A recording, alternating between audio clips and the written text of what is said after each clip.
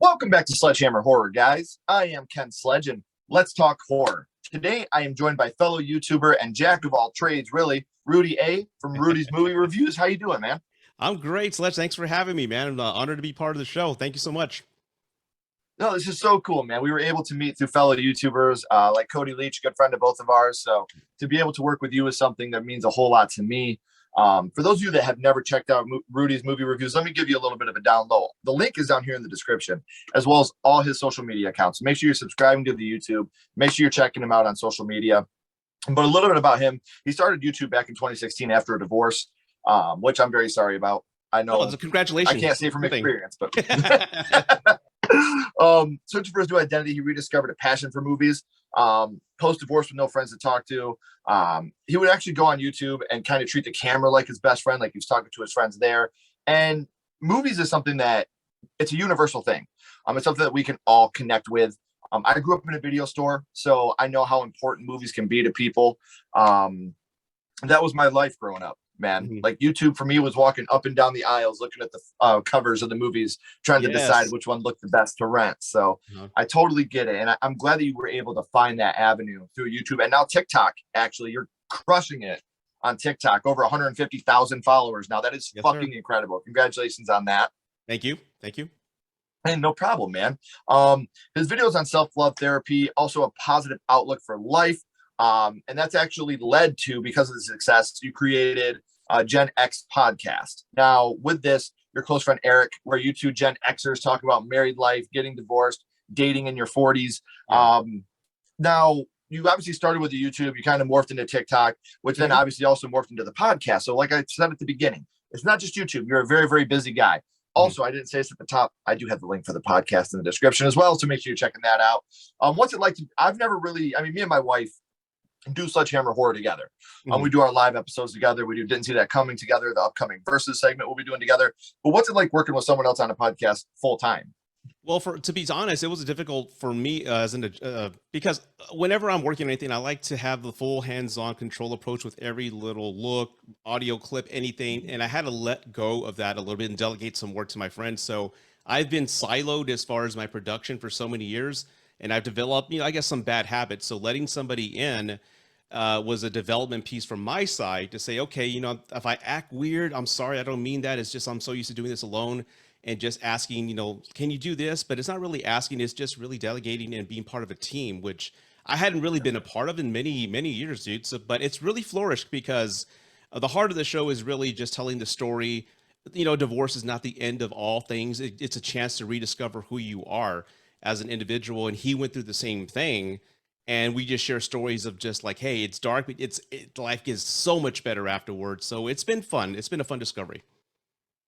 When sometimes getting to the end of something is the beginning of something else. Yes. So like you said, just because you ended one segment of your life, as hard or as easy as that may have been, sometimes it's for the best. Sometimes whether it's in a relationship, like a wedding, a friendship, an employment, a podcast, sometimes divorce is a part of life.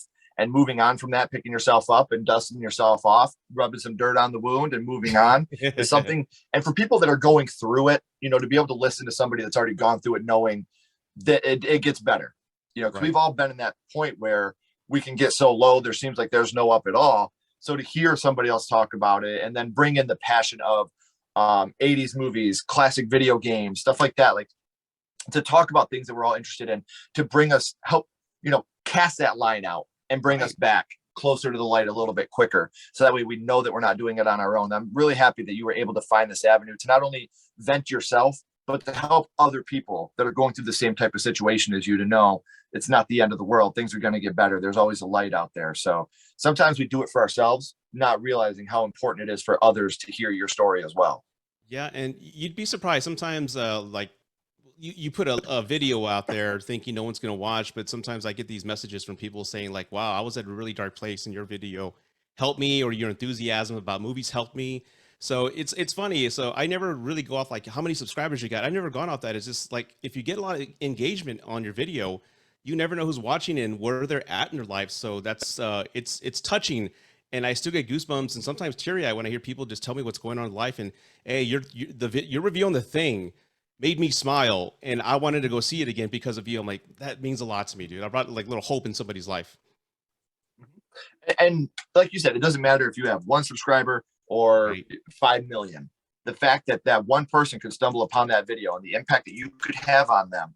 That's Mhm. why I try to be positive in everything. There's always a positivity in everything. We both have children. We Yes. know that we have to be role models on and off camera because we have to be role models to our children. So I really do try to keep a positive outlook on everything. And let everybody knows how I'm a very I advocate for autism and anti-suicide. Those are the two things that I Okay. advocate towards very, very much. So my DMs on social media are always open. If you're ever that low, guys, you know, you can reach out to me. I respond to everybody. And I'm, you know, like I said, listen to the podcast. If you're going through something dark with a loved one, it doesn't have to be a marriage. Like I said, a best friend, losing them in a divorce is sometimes just as hard as losing a husband or wife. So you're never Brilliant. alone. You always have people that are out there that you can listen to and reach out to help you out. So, Well said, sir. Rudy, we know what you're doing now and what you got going on in the future, my friend. But now I want to take it back to the past. And I want to talk about what got you started in the horror genre, your Mhm. first horror movie. And your first horror movie was Halloween, John Carpenter's Halloween, and how I discovered it. To your question, yeah, hey, Can't there Kill you the go. Boogeyman. I My love you favorite got the line in the mask whole there. movie, man. I love that. That's cool. That's cool. How I discovered it. I was a kid. My parents were the ones that got me into movies, just like more or less everybody I've talked to on YouTube. Their dad or their mom or somebody got them into movies. I Yeah. just was playing outside all day. I came home. It was around Halloween, and I just remember hearing music.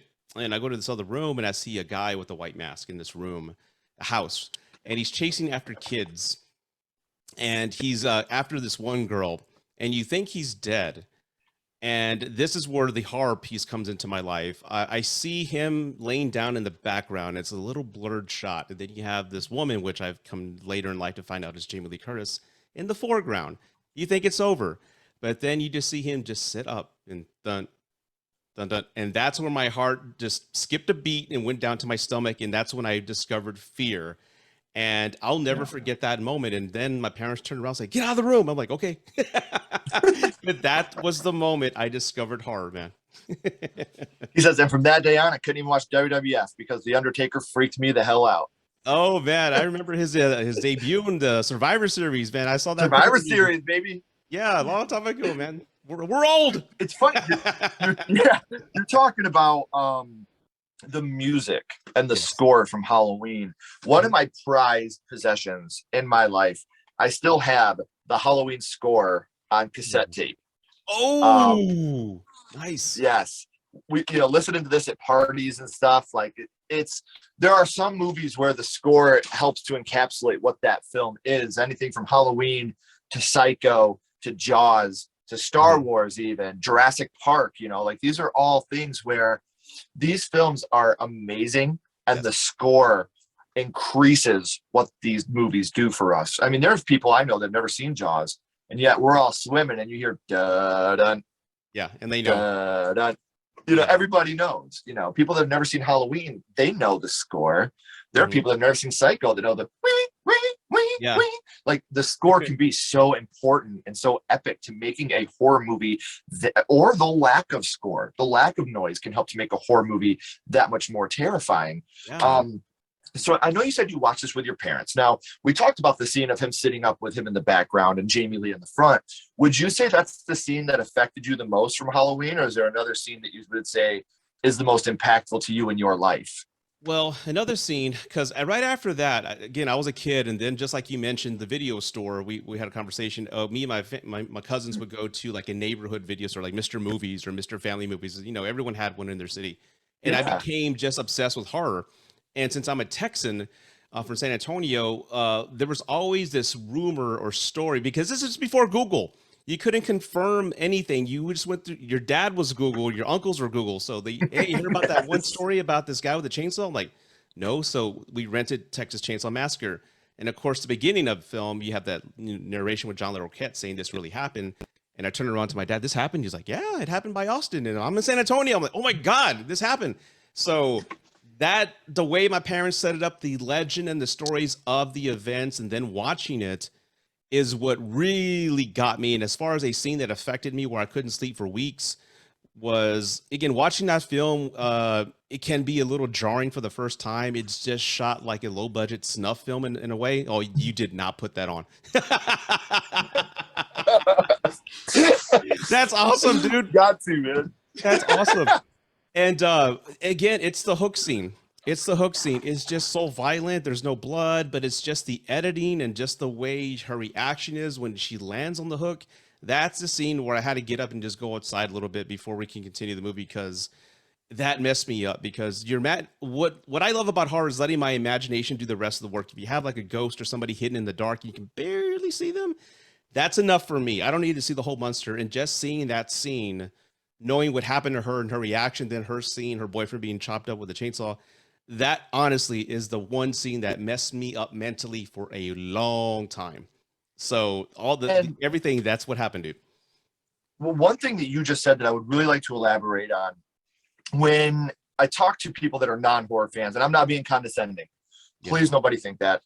If you're not a true horror fan to me, and I mean this with all the love in the world, if you're somebody that does not watch horror movies and it's not your bag, I respect it. But a lot of people that I know that don't watch horror movies, they're not huge fans of them. They think that the Texas Chainsaw Massacre is just like the slasher film. And I would say the original Texas Chainsaw is more of an art film than it is a slasher.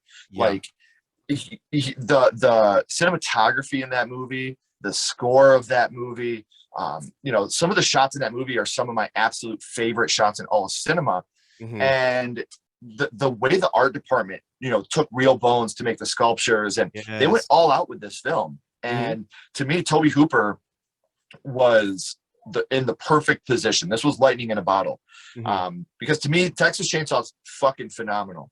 Texas Chainsaw 2 is very, very good. I'm glad the franchise ended there. So it's just one of those things where they definitely got lightning in a bottle with the first one. And they have I often compare the first Texas Chainsaw to Hellraiser, because everybody, when they think of Hellraiser, they think of Pinhead and it's a slasher. No, it isn't. It's a total art film, and Pinhead is barely in Texas Chainsaw. Pinhead's barely in Texas Chainsaw. No, Pinhead is barely in Hellraiser. There's very, very few scenes of the Cenobites in general in the first Hellraiser movie. And Leatherface is not this big slasher villain throughout Texas Chainsaw. Right. And like I said, the hammer coming up and hitting, and you just seeing the wall with the shadows, like that's perfect for me. And I don't need to see blood and guts to be scared. Right. My imagination is going to scare me way more than anything you can show me on this movie. Exactly. And everything you touched on, I 100% agree. Not only the score, but the sounds, just like that camera flash is a thing I'll never forget. And again, I think what added to my experience is that my family said it really happened, because that was the urban legend. And I live in Texas, and I have a lot of family that lives out in the ranch. So whenever we go on road trips to the ranch on Sunday, I was terrified that we're going to pass by that house, run out of gas, and get chopped up to pieces. I'm serious. That's how bad that movie affected me, because it was just this Texas lore. And I guess it kind of like just went off the screen and became part of my life. And that's why it affected me for so many years, because I was always thinking it was going to happen to us. Isn't that weird how movies can affect us that way, man? It's crazy. I get it, man. Because like you said, the thing with Texas Chainsaw, it's so gritty. Like, it didn't look like, it was not a no. So it almost gives you, for the 70s, like a found footage type vibe, because it's such a dirty, grimy looking movie. So I could totally see this being like, they found this down the road, man. Like, I would be that dad. You know what I mean? Like, hell yeah, it happened. It happened in the next town. So you want to act up again? I'll take you for a ride and drop you off. No, Dad. Yeah, that's awesome. Now that's parenting. Yes, 101, guys. We're giving you tips here. Tips to live by. But it's amazing too, because when one thing you just brought up that I love to talk about, because we're old men, and back then when we were kids and we watched things like this, and I think the reason they did affect us so much is because we didn't have the internet at our fingertips. And again, guys, if you're younger than us, please don't think I'm being condescending to you. I love the fact that you have the internet at your fingertips and you can do your own research on things, and it gives you the ability to be a much smarter person because you have the education right at your fingertips. we didn't have that luxury. So when we're hearing stuff like this, like when The Witch came out, blew my fucking mind, because I had to go to the library to search stuff like that. So, and Texas Chainsaw, like it's a true story to us. Growing up, I thought the same thing. I was like, that's a true story. Can you imagine how scary it would be to live in Texas? Thank God I live in a fucking mitten, because I'm safe up here. So I love and I respect that, man, because it's so rad to think that living thousands of miles apart, you and I were having the same type of situations happen. That cool? Like being scared of horror movies. And I love the fact that we have this horror community through YouTube now, where we can all connect and learn about each other and the things that are so similar growing up thousands of miles away, but we all went through the same things, and especially how much these movies affected us so much. I do, real quick, Rudy, want to bounce back to Halloween for a second. Sure. I know that, the sit-up scene really affected you in this movie, but what would you say your favorite scene from Halloween 78 is? Oh God. Okay. It's actually the scene right after the one I described, is when Dr. Loomis comes in and shoots Michael, and he flies out the window, and then he looks stuff, the balcony, sees the body, right? Then he has that conversation with Lori, then he looks back and the body's gone.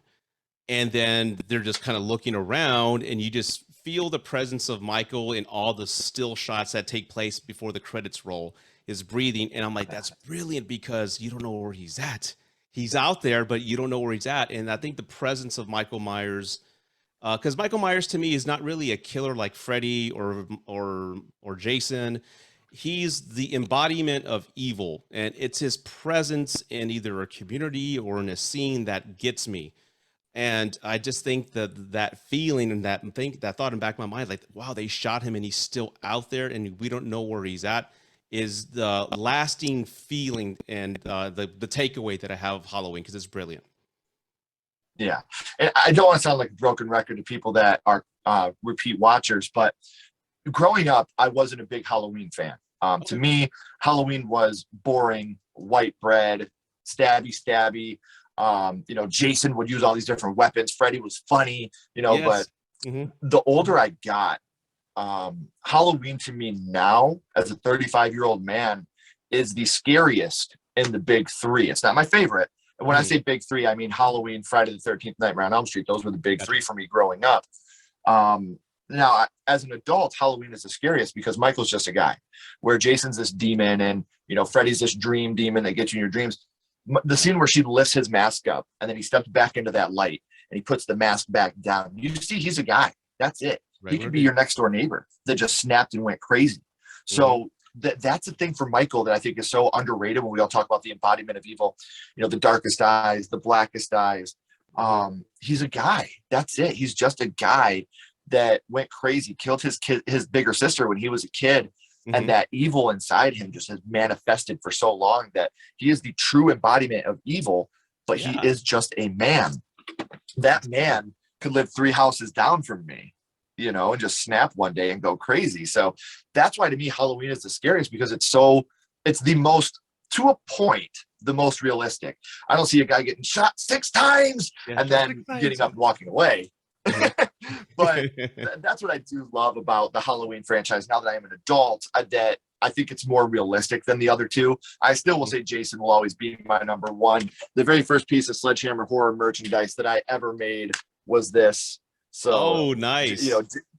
Jason will always be my guy, but Michael is definitely the scariest to me because it's the most realistic. Now, something, Rudy, I hate, it's kind of dark to say it this way, but as horror fans, we love the kills. We love to see the kills. It's something that we gravitate to. From Halloween 78, what would you say your favorite kill would be? Oh, wow. That is a good one. I would have to say is the scene when the guy goes and gets a beer after he does what he does with that one girl, and he's just kind of looking around. And Michael just kind of pins him up against the wall and then just stabs him and then lets go of the knife, and he's just kind of just laying against the wall. And then Michael just kind of tilts his head. And I've seen the behind the scenes documentaries where like, hey, turn your head to the left and the right. We got it. But just that scene of him just out of curiosity, just looking at what he did, that stayed with me. And that's my favorite kill in Halloween. How funny is it? Something that small has become so iconic to so many people, because you're right. He just sits there and just, yeah. Sometimes less and is that more. has become, It really is, man. I've said that so many times when I talked about A Nightmare on Elm Street with the kills. But when you come to this movie, there's so many iconic scenes that are so little, that are Yeah. so minute. Like I said, for me, you can't kill the boogeyman. That is Yeah. one of my favorite lines of any movie ever. It's just so, and you have this little kid delivering the line so perfectly. So I want to throw a curveball here at you now, Rudy. Sure. We were talking about your first horror movie being Halloween 1978 and how much that movie means to you. But now my little buddy Ghostface has a question for you. Okay. What's your favorite scary movie, Rudy? Oh. What is your favorite horror movie of all time? That's a tough one, man. Oh, that is I so never tough. tell anybody I'm going to ask them this question because I want a genuine answer. I don't want you to think about it. I want you to seat of your pants. Boom. Okay. I'm not. Oh, okay. You know what? I'm gonna give you The Shining, and it's The Shining is my favorite. And that's kind of like a cliche answer, but The Shining, what I love about it, and I've spoken to this in other podcasts and videos, is that the one circle that's the most holy and entrusted is a circle of family. Your wife, your kids, everybody. That circle is holy, right? It's pure. And when films like The Shining, The Witch, and others have families turn on each other and start killing each other, that's what really disturbs me. Because no matter where you are in the world, everybody has a family. And when that family, you see it so methodically well done where they are turning on themselves because of just horrible events or evil out there, it's disturbing as hell, dude. And just Jack Torrance as a father, I'm a father, we're both fathers. And just to think about getting to a point where you're chasing your wife, well, that's not too impossible. I mean, just kidding. Okay, this just happened earlier before we started recording. What are you talking about? And your kids, with an axe, it's like, God, how did he get there? And it's just like, it's just insane. So I say The Shining, but because of the theme of family turning on each other. But anytime I see a film that way, I just saw another film called The Wicked and the Dark. The Dark and the Wicked? I'm sorry, The Dark and the Wicked. There you go. That really got me too. Dude, really I watched that movie at like 2:00 in the afternoon, and it scared the shit out of me. Exactly. When it ended, I'm like, oh, okay. And then I'm getting goosebumps just talking about it, dude, because it feels like a play, but it's done beautifully because these miserable, horrible things are happening because of this evil force. And you think her dad's gonna save her? I'm not gonna say anything. Yeah, but dude, I'll tell you this, man. I had to pause it when he got to the point where he's looking out the window and he sees his mom float. Oh, dude, that was a wrap for me. I was like, nope, gotta go get a drink. Yep, exactly. And again, the same concept: family turning on each other. If a film has that and does it well, I'm hooked. But The Shining, it would be my number one favorite. It's just, you can watch it. I've seen it 100 times, and you can walk away with something new in the background or the way Stanley Kubrick shot it, an ad in the back. There's so many things you can take away from this film. Well, I'll tell you this. I always decorate for what movie I'm going to be watching. Obviously, we're doing Halloween. I got the Haddonfield hat. I got the shirt. I got Michael. But something that never leaves my little set here is Room 217. That's here all the time. That is something that that movie influenced me in more ways than one. So I completely agree with what you're saying. And like this scene right here, guys, check this out. Now, you see, I did that without volume, and it's still going a little bit. But when you watch little Danny Torrance riding his little tricycle around, you can hear that scene. Even though you're watching it and you don't hear it, you can hear it right now when you're watching it. So it's another movie that they're the little things you're talking about are so underrated. Jack's performance when he's at the bar and he's talking, I didn't mean to hurt him. I love the little shit. You know what I mean? Like, that's one of those scenes where you're like, man, I feel this. Like, like he's trying so hard to be a good dad, but his addiction is so strong that it's really, and now he's at the point where, when you look at Jack and the camera's like zooming in on him and he's just blank and emotionless, like you almost have this feeling of sympathy for the guy, because that movie is definitely, and just like the book, it's about addiction and how hard addiction can be on a person and a human being and how hard it can be on the relationships with your family. And watching this, we've all felt that. I mean, maybe not personally, but with loved ones, maybe we've had someone suffer from addiction, or us ourselves have suffered from addiction. And to watch someone trying to battle that and try their hardest to be a good father and get away from what he thinks is his demons just to encounter the worst type, such a sad thing to watch happen, man. So The Shining is a very deep movie that, like, I agree with you. I could watch that movie 1,000 times and interpret it 1,000 different ways. And as an adult, you see it as there's a lot of films that I've seen as a kid in the 80s, and then you see it as a parent, and you see it in a totally different perspective. Like, again, going back to Jack, he made a mistake, he did something that hurt his son, and just the fact that it keeps being brought up is like, would you ever forgive me about it? I'm sorry. I can relate to that. I can relate Mhm. to being under pressure with work and then getting distracted. And like, every time you come down here, you distract me and I have to start all Yes. over where I began. I can relate to that. And it's a well-written character. Again, to the addiction piece, I'm not going to repeat everything you said, but yeah, it's a character that I find new appreciation as I get older. How about when you hear this? Be busy. Like, I love it, dude. Yeah, Love the film. And I really love the fact that I'm a huge fan of Dr. Sleep. I think Dr. love it Sleep too. is incredible. And Love it. I love the guy that got to play Jack Torrance, because he didn't play Jack Nicholson at the bar when he's talking to him, but he totally played Jack Torrance. Like, it's weird to say it like that. Like, he Mhm. wasn't playing Jack Nicholson, but he was playing Jack Torrance, and he did it so well. And I love how Dr. Sleep, up until the third act, could be its own film. It Mhm. doesn't have to be a Shining sequel. You get that third act, you get the fan service of the Overlook, and the scene of them walking up the stairs with her, where it's almost that repeat of the Exactly. Shelley with the baseball bat. But Mhm. it's I love the fact that The Shining has that much of an impact that, was it 25 years later, they make a sequel and they gave it it's Mike Flanagan. So we obviously gave it the love and appreciation that it needed, but man, The Shining still holds up today so well. It So does. well. Absolutely. And Doctor Sleep was actually one of my favorite films of 2019, and I was upset that it flopped. And I was like telling everybody, "Go see it! It's so great." I have the director's cut back there. It's like 3 hours, and it's worth it. It's so well done, man. The bar scene alone in the director's cut, how different it is from the theatrical Yes. cut, Yes. makes it worth it when he's talking to his dad and he's like, "This drink will cost me so much more, Dad." Like that whole scene. Like, Yes. we talked about the addiction and how, Danny's gone through it and he's come out the other side. And now, is he going to fall off that wagon here now that he's back with these demons? And yeah, dude, Yes. I'm so glad. Deep. People need to watch the director's cut if they haven't. If you have not seen the director's cut of Dr. Sleep, I would strongly, strongly recommend it. It adds so much more. And I think one of the best villains of all time is Rose the Hat. I Yeah. think Oh, I that, love her. Yeah. oh my God, so good. We did a top 10 villains recently, and she was on my list. And I think she's one of the more underrated villains, because maybe the movie flopped. They didn't get the love. Horror fans obviously love it. It's starting to get that cult following, but big horror fans have always been a fan of this movie. And Rose the Hat is one that I put right up there with Angela Baker, with Jason Voorhees, with Freddy Krueger. Her evilness and her just relentless. When Yes. they're killing that kid, like, as a dad, you don't want to watch, but I was really man, shocked that watching that in the theater, that particular scene, I was like, I can't believe they let that out. I mean, I'm yeah. shocked. It was done so well from everybody there. And Rosa Hat, you're right. She's one of the greatest villains. I mean, she can do anything she wants to me, but I'm just saying. Sorry. She's great. That's what I meant to say. She's great. Yeah. Yeah. That's what I heard.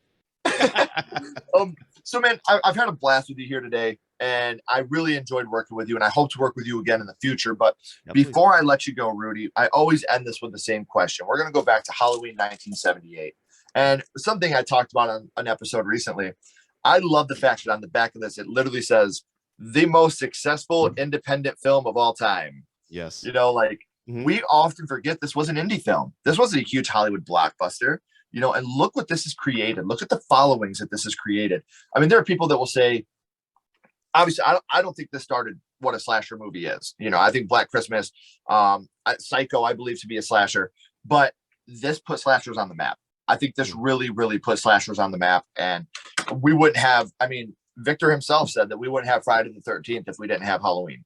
So, Mm-hmm. butterfly And effect. I heard the story that he saw the film and then just bought an ad and put Friday the 13th with no story. Yep. And just made it as a win. So yeah, that's an incredible story. Yeah, I agree with that.